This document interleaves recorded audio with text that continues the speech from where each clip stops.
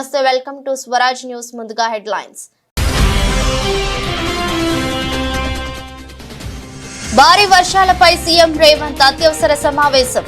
భారీ వర్ష సూచన ఉన్న ప్రాంతాల్లో అధికారులు అలర్ట్ గా ఉండాలన్న సీఎం.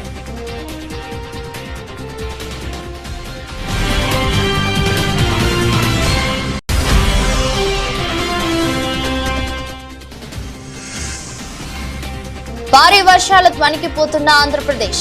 వరదను సమర్థంగా ఎదుర్కొంటామన్న సీఎం చంద్రబాబు.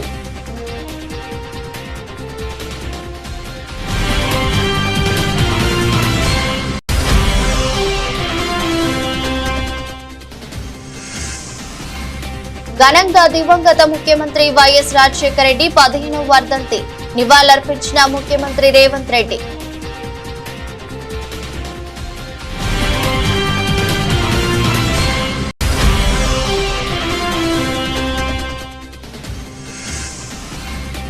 ప్రకాశం బ్యారేజీకి రికార్డు స్థాయిలో వరద.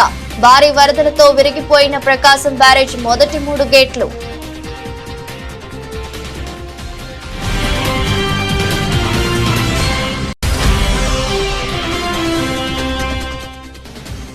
చరిత్ర సృష్టించిన ప్రతి పాల్ తొలి భారతీయ మహిళా అథ్లెట్ గా రికార్డు. మహిళల 200 మీటర్ల T35 కేటగిరీలో కాంస్యం.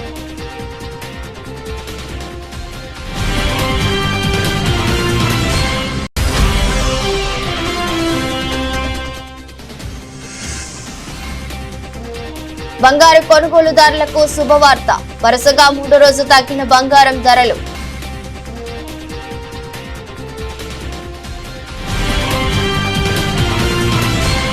రాష్ట్ర వ్యాప్తంగా భారీ వర్షాలు కురుస్తున్నాయి. ప్రాజెక్టుల్లోకి వరద నీరు వచ్చి చేరుతుండటం, ఆయా ప్రాజెక్టుల గేట్లను అధికారులు ఎత్తివేసి నీటిని దిగువకు విడుదల చేస్తున్న పరిస్థితి. భారీ వర్షాలకు వాగులు వంకలు పొంగి పొర్లుతున్నాయి.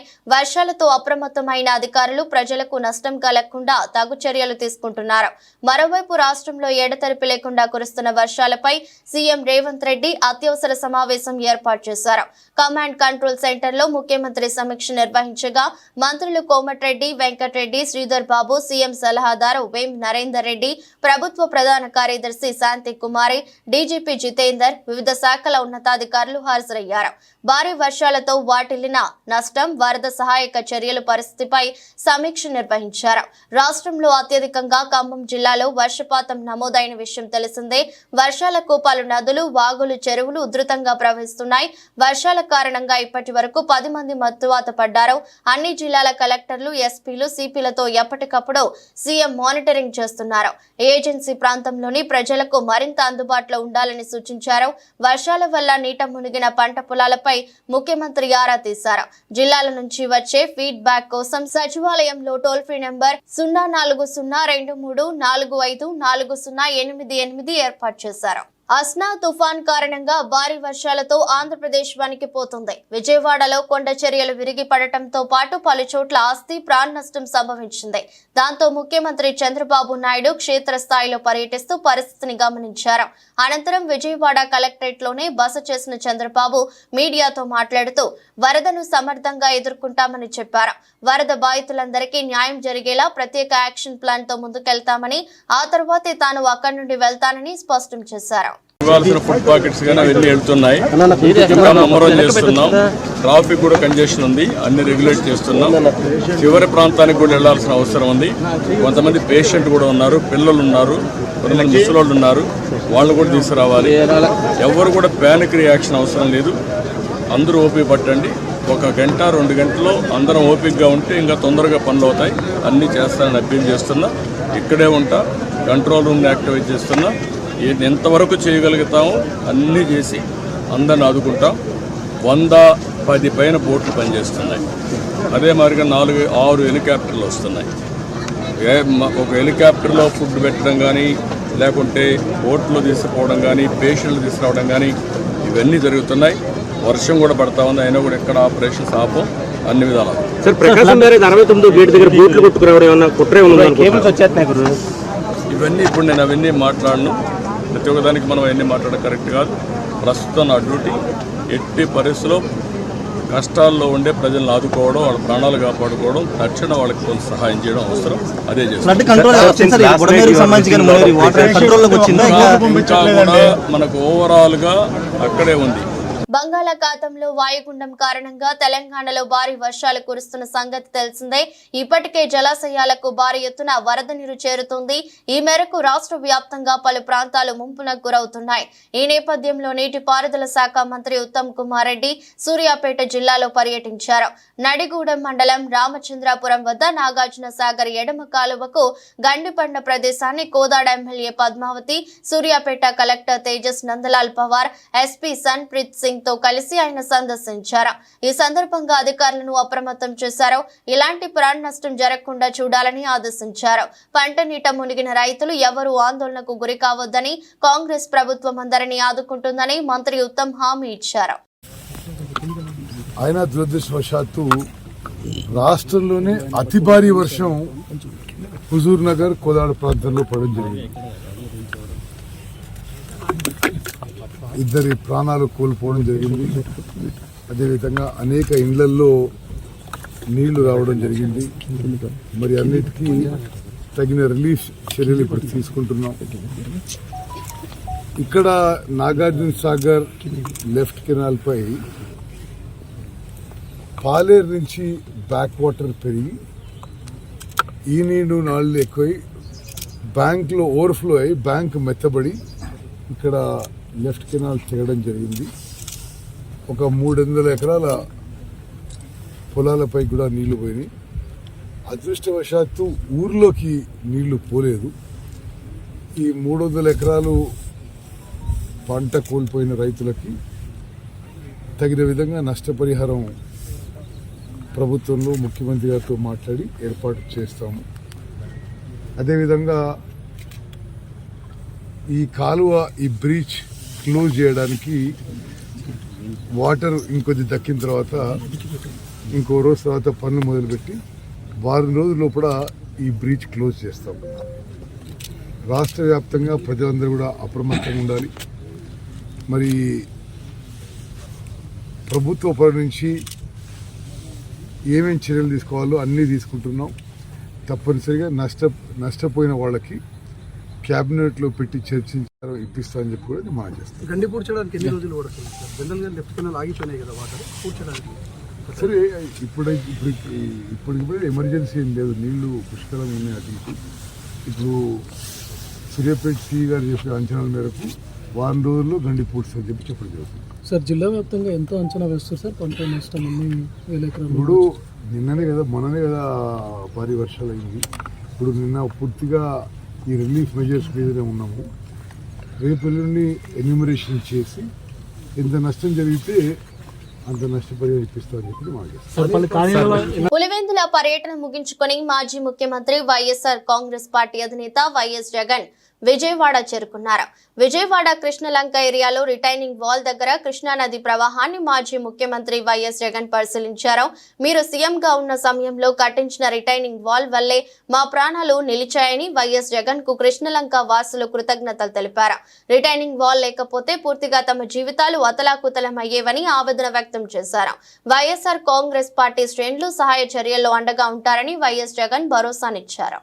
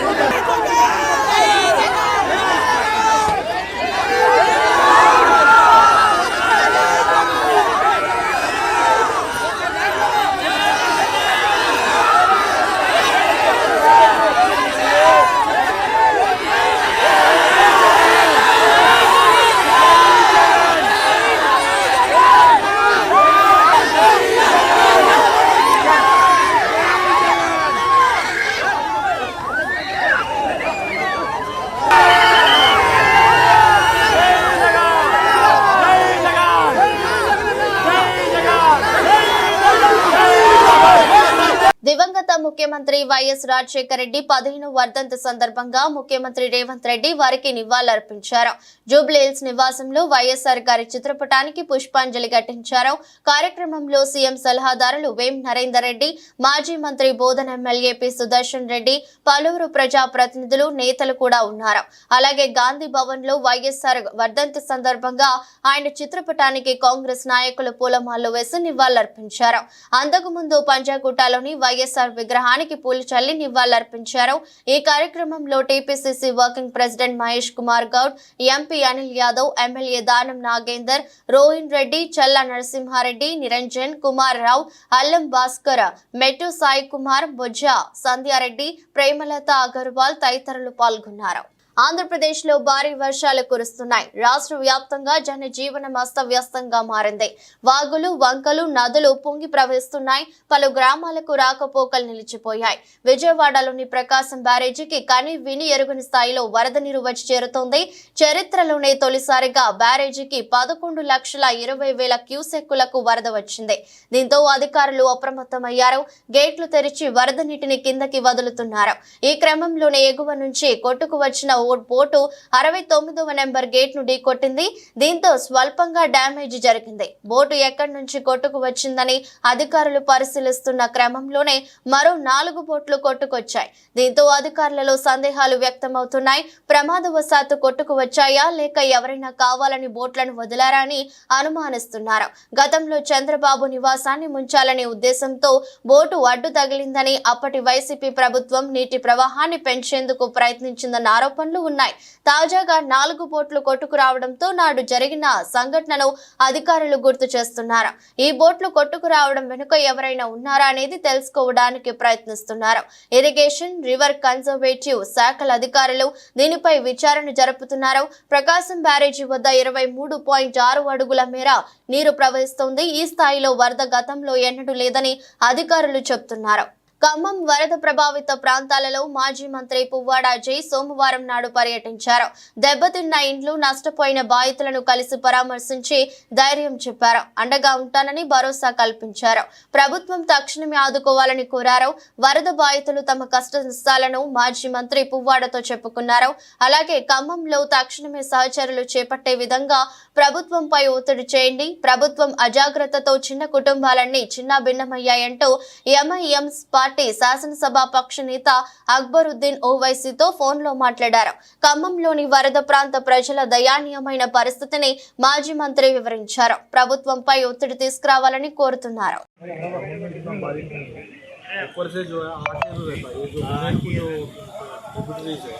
वो और वो अपने आंध्रा से जो पानी आता था वो पूरा आके एकदम और ये लोगों को जो है चटौनी भी नहीं दिया है, तो बहुत लोग डूब गए। सामान तो बहुत खराब हो गया। ऐसा जो है करने के लिए भी ये नहीं मिला,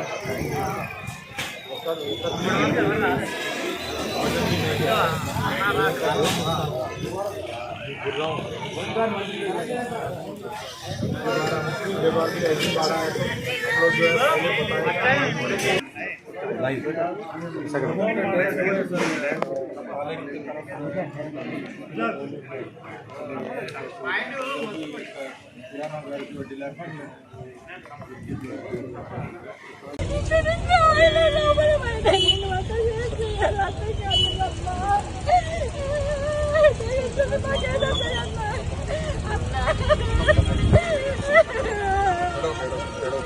రాష్ట్రంలో భారీ వర్షాలు, వరదల నేపథ్యంలో జిల్లాల కలెక్టర్లు, పోలీస్ అధికారులు అప్రమత్తంగా ఉండాలని రెవెన్యూ, సమాచార శాఖ మంత్రి పొంగులేటి శ్రీనివాసరెడ్డి ఆదేశించారు. స్థానికంగా అందుబాటులో ఉంటూ ప్రాణ ఆస్తి నష్టం జరగకుండా ముందస్తు చర్యలు చేపట్టాలన్నారు.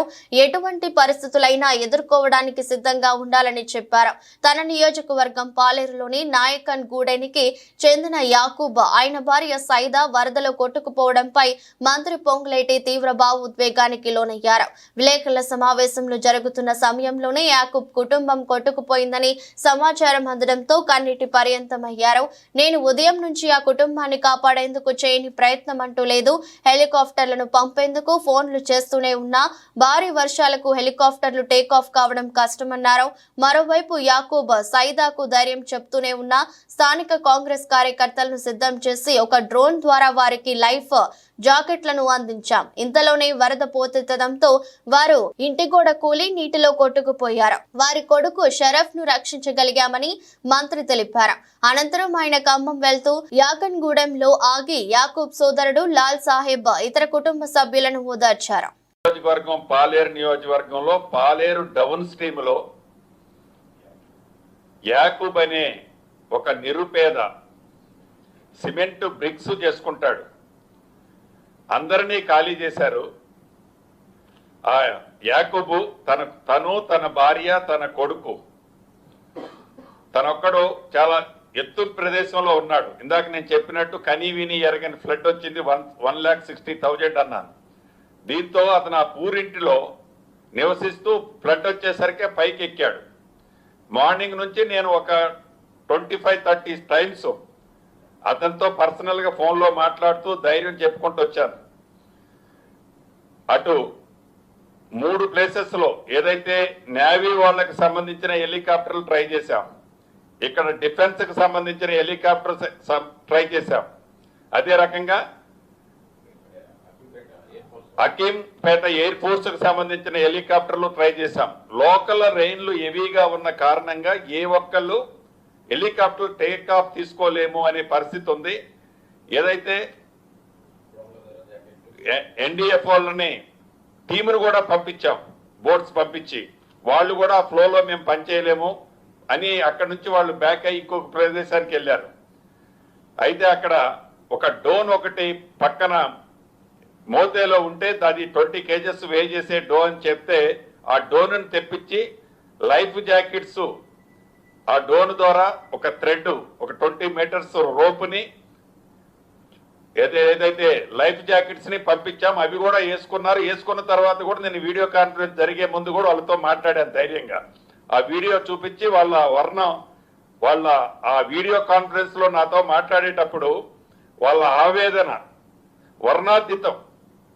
అంటే చావు చనిపోబోతున్నాను అనేది ఆ తల్లి నాతో మాట్లాడి ఆ ఘోష ఎప్పుడు నాకు కనిపిస్తుంది. ఇప్పుడే ఆ గోడ కూలిపోయిందట 2 minutes ముందు. చాలా తప్పకుండా భగవంతుడు వాళ్ళని కాపాడాలని ఆ ముగ్గురిని, ఎందుకంటే లైఫ్ జాకెట్స్ ఉన్నారు కాబట్టి ఏమీ జరగొద్దని మనస్ఫూర్తిగా కోరుకుంటాను. సతనపల్లి నియోజకవర్గంలో అండగా ఉంటా సమిష్టి కృషితో ప్రభుత్వ వైఫల్యాలపై పోరాడుదాం, చట్టబద్ధంగా ఎదుర్కొందామని పూర్వ జలవనరుల శాఖ మంత్రులు అంబటి రాంబాబు అన్నారు. సోమవారం వైఎస్ రాజశేఖర రెడ్డి 15వ వర్ధంతిని పురస్కరించుకుని జరిగిన పలు కార్యక్రమాల్లో ఆయన పాల్గొన్నారు. వైఎస్ఆర్ విగ్రహానికి పూలమాల వేసి నివాళులర్పించి అనంతరం ప్రసంగించారు. ఈ సందర్భంగా ఆయన మాట్లాడుతూ పరిపాలన, స్నేహం, సాయం, సేవా కార్యక్రమాల్లోనూ వైఎస్ రాజశేఖర రెడ్డి అరుదైన వ్యక్తిత్వం కలిగిన వాడన్నారు. పేదల గుండెల్లో స్థిరస్థాయిగా నిలిచిపోయిన మహానీయుడని కొనియాడారు. గత 5 ఏళ్లలో జగన్మోహన్ రెడ్డి తండ్రిని మరిపించేలా సంస్కరణలతో సంక్షేమ సుపరిపాలన అందించారని గుర్తు చేశారు. ఈ ప్రభుత్వం అధికారం చేపట్టి 3 నెలలే అయినా ప్రజా వ్యతిరేకత కూడగట్టుకుందని ఆరోపించారు. వృద్ధులకు పింఛన్ తప్ప ఈ ఒక్క హామీని అమలు చేయలేదని విమర్శించారు. జీవో నెంబర్ 29లో తల్లికి మాత్రమే తల్లికి వందనం పథకం వర్తిస్తుందని స్పష్టంగా ఇచ్చిన మాట మారుస్తున్నారని ఆరోపించారు.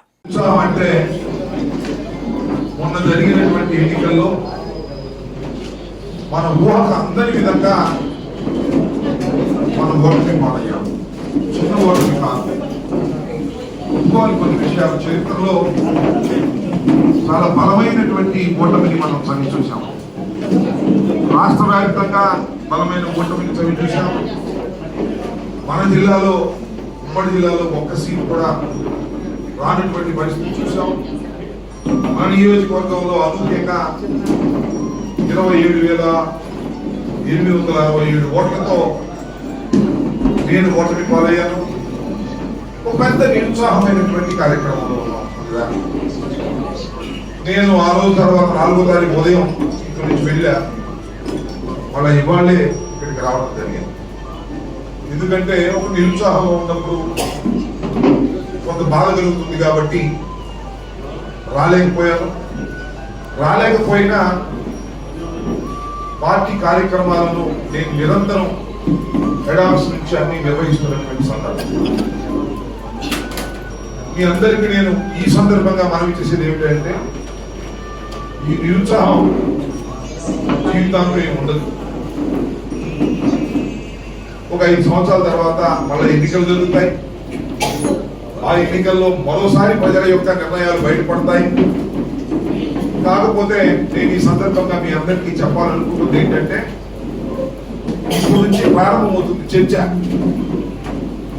జగన్మోహన్ రెడ్డి గారి పరిపాలన ఎలా ఉంది, చంద్రబాబు నాయుడు గారి పరిపాలన ఎలా ఉంది, ఆయన 5 సంవత్సరాలు ఎలా పరిపాలన చేశాడు, ఈయన ఎలా పరిపాలన చేయబోతున్నాడు, ఇప్పుడు ఈ 3 మాసాల్లో ఏ విధమైన పరిపాలన చేశారు అనేది చర్చ.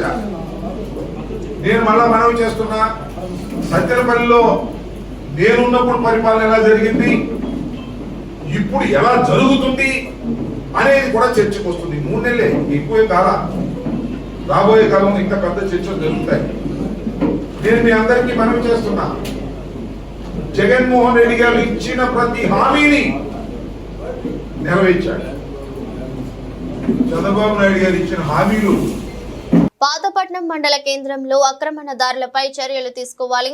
మాజీ ఎమ్మెల్యే రెడ్డి శాంతి మండల కేంద్రం మహీంద్రా డిగ్రీ కళాశాల సమీపంలోని ప్రహరాజపాలెం రెవెన్యూ పరిధిలోని ప్రభుత్వ భూమిని టీడీపీ నాయకులు ఆక్రమించుకుంటున్నారని, ఆక్రమణదారులపై చర్యలు తీసుకోవాలని మాజీ ఎమ్మెల్యే రెడ్డి శాంతి ప్రభుత్వానికి డిమాండ్ చేశారు. సర్వే నంబర్ 7లో 2 ఎకరాల ప్రభుత్వ భూమిని చదును చేయడంతో ఈ రోజు ఆ స్థలాన్ని ఆమె పరిశీలించారు. ఈ సందర్భంగా మాట్లాడుతూ ప్రభుత్వ భూమిలోని టేకు చెట్లను కూడా నరికివేసి సంపదను ఆక్రమణదారులు దోచుకున్నారన్నారు. అలాగే యథేచ్ఛగా మాట్లాడుతున్న మాజీ ఎమ్మెల్యే రెడ్డి శాంతి గ్రావెల్ తవ్వకాలు చేపడుతున్నారని అన్నారు. టీడీపీ కూటమి ప్రభుత్వం సూపర్ 6 హామీలను నమ్మి రాష్ట్ర ప్రజలు వారికి అధికారం కట్టబెడితే ఉన్న పథకాలను తొలగిస్తున్నారని ఆరోపించారు. అలాగే మహిళలకు రక్షణ లేకుండా పోయిందన్నారు. చెప్పాలని మరి ప్రజల పక్షాన పోరాడే వైఎస్ఆర్సీపీ పార్టీ మేము ఈరోజు దీన్ని ఎజెండాగా ప్రజల కోసం ప్రజాగళంగా మేమంతా కూడా ఇక్కడ ఉండేటువంటి నాయకులు ప్రజలు మేమంతా కూడా ప్రశ్నిస్తున్నాం. ఈ ప్రభుత్వానికి అభివృద్ధి చేయాలి కానీ ప్రభుత్వ స్థలాలు ఆక్రమించుకోవడం, ప్రజల తాలూకా సంక్షేమ ఫలాల మీద కొట్టడం ఇది పరిపాలన కాదు. పాలకపక్షం అంటే ప్రజల తరపున ఉండాలని ప్రశ్నిస్తున్నాం. జై జగన్.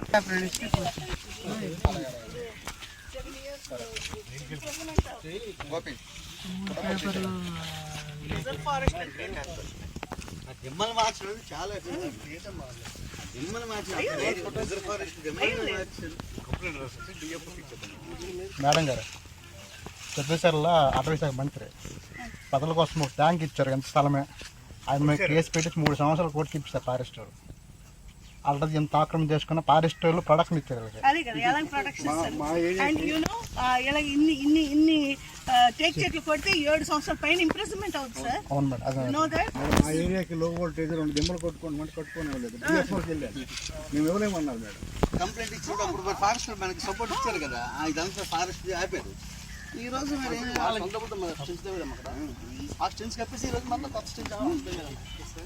ఆమ్ ఆద్మీ పార్టీ ఎమ్మెల్యే అమానతుల్లా ఖాన్ అనుమానమే నిజమైంది. సోదాల పేరుతో సోమవారం ఆయన ఇంటికి చేరుకున్న ఎన్ఫోర్స్మెంట్ డైరెక్టరేట్ అధికారులు చివరకు ఆయనను అరెస్ట్ చేస్తున్నట్లు ప్రకటించారు. నాటకీయ పరిణామాల మధ్య ఇంటి ముందు భారీగా బలగాలను మోహరించి ఆయనను తరలించారు.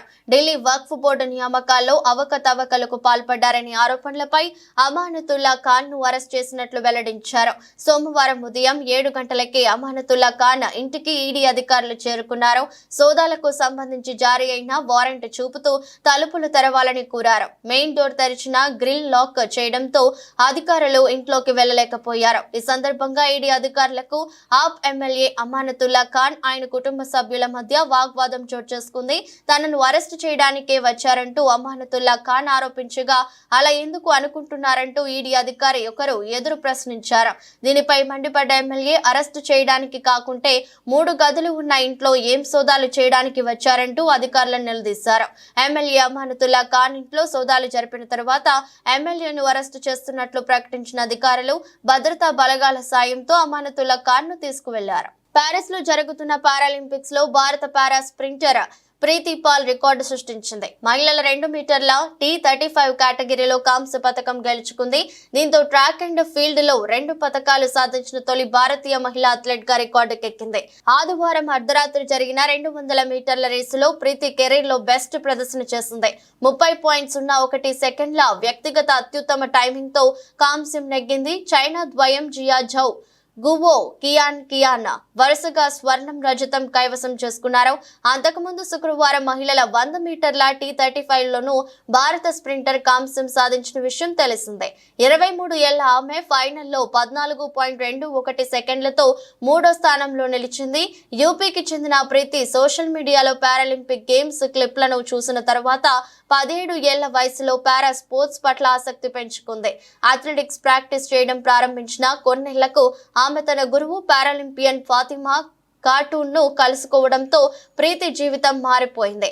ఫాతిమా ప్రోత్సాహంతో ప్రీతి జిల్లా రాష్ట్ర జాతీయ స్థాయి పోటీలలో పాల్గొంది. 2023 ఆసియా పారా గేమ్స్ లో అంతర్జాతీయ స్థాయి ప్రదర్శన ఇచ్చింది.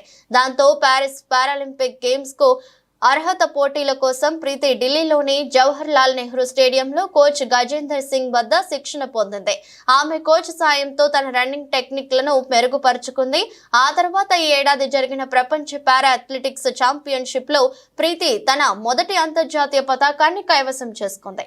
అక్కడ ఆమె 100 మీటర్లు 200 మీటర్ల ఈవెంట్లలో కాంస్య పతాకాలను సాధించింది. మగవాళ్లకు గుడ్ న్యూస్. వరుసగా 3వ రోజు బంగారం ధరలు స్వల్పంగా తగ్గాయి. 10 గ్రాముల 22 క్యారెట్ల బంగారం ధర 10 తగ్గి 66,940కి చేరింది. ఆదివారం ఈ ధర 66,950గా ఉంది. 24 క్యారెట్ల బంగారం 10 గ్రాముల ధర సైతం 10 దిగొచ్చి 73,030 వద్ద కొనసాగుతోంది. ఆదివారం 73,040గా ఉండేది. 100 గ్రాముల 24 క్యారెట్ల ధర పసిడి ధర 100 మేర తగ్గి 73,300 వద్ద కొనసాగుతోంది. 1 గ్రామ్ గోల్డ్ ధర 7,303గా ఉంది. హైదరాబాద్ లో 22 క్యారెట్ల గోల్డ్ ధర 66,940గా ఉంది. 24 క్యారెట్ల పసిడి ధర 73,030 వద్ద ట్రేడ్ అవుతుంది. విజయవాడ, విశాఖపట్నంలోనూ ఇవే ధరలు కొనసాగుతున్నాయి. దేశంలోని ప్రధాన నగరాల్లో సైతం బంగారం ధరలు సోమవారం తగ్గాయి. ఢిల్లీలో 22 క్యారెట్ల పసిడి ధర 67,090, 24 క్యారెట్ల బంగారం ధర 73,030గా ఉంది. కోల్కతాలో ప్రస్తుతం 22 క్యారెట్ల పసిడి ధర 66,940 పలుకుతోంది. 24 క్యారెట్ల ధర 73,030గా ఉంది. ముంబై, పూణే తదితర నగరాల్లోనూ ఇవే ధరలు కొనసాగుతున్నాయి. చెన్నైలో 22 క్యారెట్ల బంగారం ధర 66,940 గాను 24 క్యారెట్ల ధర 73,030. బెంగళూరులో 22 క్యారెట్ల గోల్డ్ 66,940, 24 క్యారెట్ల ధర 73,030 గాను ఉంది. ఆర్బీఐ వడ్డీ రేట్లు, ఫెడ్ విట్టి రేట్లు వంటి అంశాలు పసిడి ధరల్లో హెచ్చు తగ్గులకు కారణమవుతున్నాయని నిపుణులు చెబుతున్నారు. వార్తలు ముగించే ముందు మరోసారి హెడ్లైన్స్.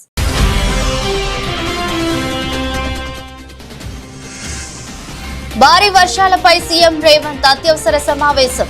భారీ వర్ష సూచన ఉన్న ప్రాంతాల్లో అధికారులు అలర్ట్ గా ఉండాలన్న సీఎం.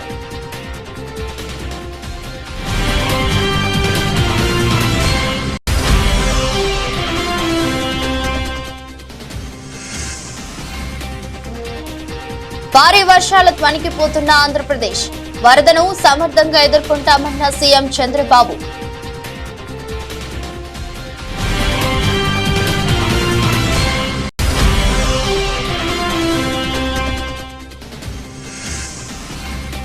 ఘనంగా దివంగత ముఖ్యమంత్రి వైఎస్ రాజశేఖర రెడ్డి 15వ వర్ధంతి నివాళులర్పించిన ముఖ్యమంత్రి రేవంత్ రెడ్డి.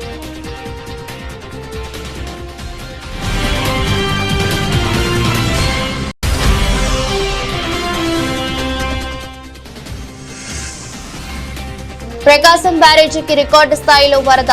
భారీ వరదలతో విరిగిపోయిన ప్రకాశం బ్యారేజ్ మొదటి 3 గేట్లు.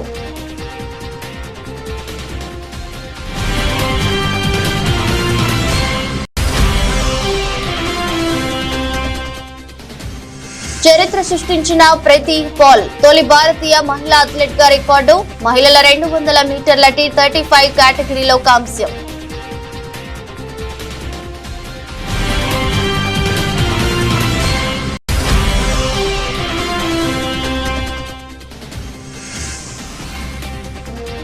బంగారు కొనుగోలుదారులకు శుభవార్త, వరుసగా 3వ రోజు తగ్గిన బంగారం ధరలు.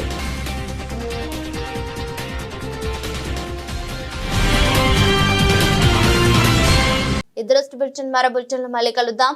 అంతవరకు సెలవు, నమస్కారం.